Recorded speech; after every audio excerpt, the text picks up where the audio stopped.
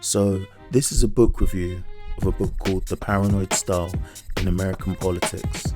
It's an essay, but you can buy it as a standalone book by Dr. Richard Hofstadter. Now, I'm not sure how this one came across my radar. I'm not sure if it was a recommendation from someone I follow. I think it might have been Asaka, Soweto Kinch, maybe an Adam Curtis documentary, or perhaps it was a Dream Spirit guide that recommended it to me in a fit of serendipity. Anyway, I'm so glad I read this book. It is right up my street, and perhaps it'll be up yours too. I'll explain briefly what it's about and then go a bit more into detail about why I think this is a must read for people trying to understand the landscape politically in the West. So it's a comprehensive history of the growth of what I will call conspiracism. What I mean by that is conspiracy belief as a developed ideology. Not only that one believes conspiracy to exist, but the belief that they're the driving force that propels historical change. You see, the book takes a deep historical perspective, detailing how the history of the United States itself is wrapped up with extreme conspiracist thinking. Now, I personally read the book because it makes interesting parallels that can be extrapolated and analogized and compared with the present situations on both sides of the Atlantic. I'm also interested because I'm deep into the narrative of City of Conspiracy, my transmedia project, a thing I'm writing.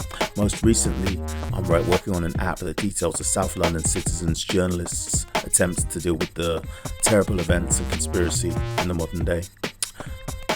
Well, back to this book. It's a short read, but densely packed with theory and fact. Hofstadter talks about paranoia as a style. And this is because he doesn't necessarily want to evaluate the veracity of conspiracies detailed within the book. He's just trying to establish that there's an approach to dealing with politics that's conspiracist, as I've stated. And although the title would seem to suggest as much, he doesn't really attribute this paranoid style to American politics exclusively. It's not like there's something innately American that makes them paranoid. He's just an American professor. That's what he's writing about.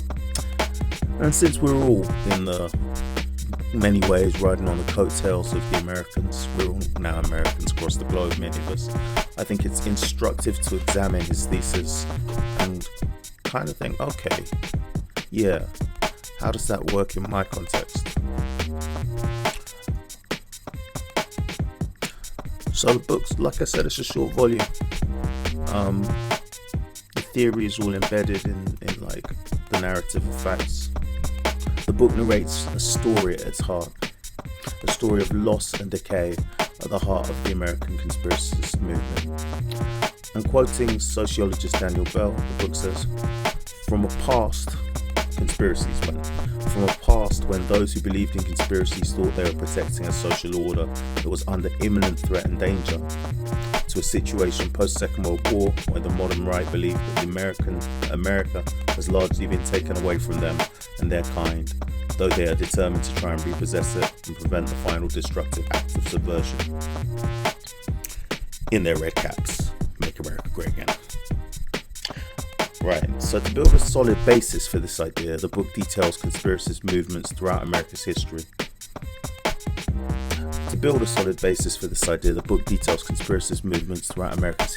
Which took aim at the Bavarian Illuminati, Catholics from Europe, Jesuits, again from Europe, Freemasons, and communists.